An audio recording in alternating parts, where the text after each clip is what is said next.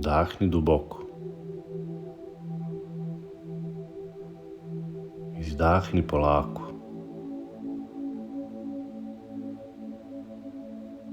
Koliko puta si bio povređen? Koliko puta si rekao sebi, neću više voleti? Ipak, tvoje srce i dalje kuca, a njegova najveća hrabrost je u tome da voli ponovo. Posle bola, prirodno je plašiti se. Srce pamti rane, pamti izdaje, pamti rastanke. I svaki put kada se otvori, rizikuje da ponovo bude povređeno. Ali znaš šta je hrabrost? Ne zatvoriti srce zauvek, već mu dati priliku da opet voli.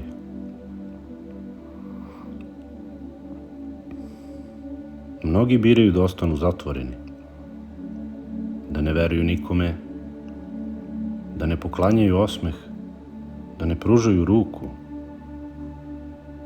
Ali tada srce ne živi, ono samo preživljava.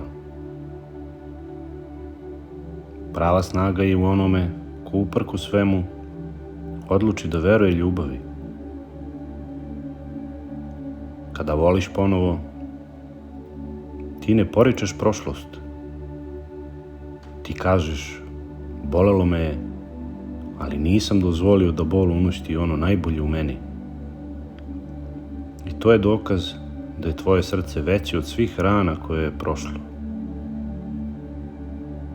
Najveća hrabrost nije nikada pasti. Najveća hrabrost je ustati i voleti opet, kao da nikada nisi bio povređen. To ne znači da zaboravljaš lekcije. To znači da biraš ljubav umesto straha.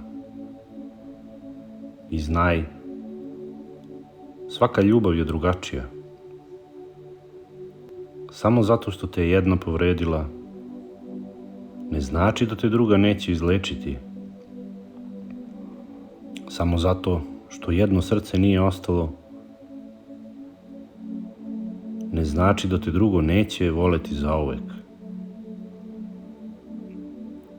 Bog ne stavlja ljubav u tvoje srce da bi te kaznio.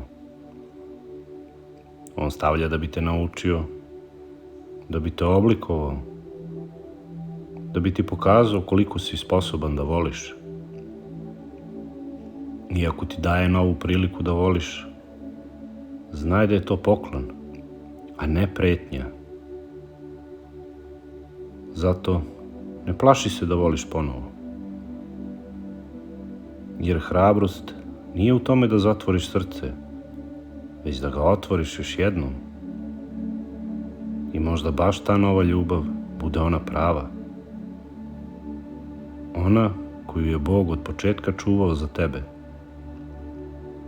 Jer najveća hrabrost je voleti ponovo.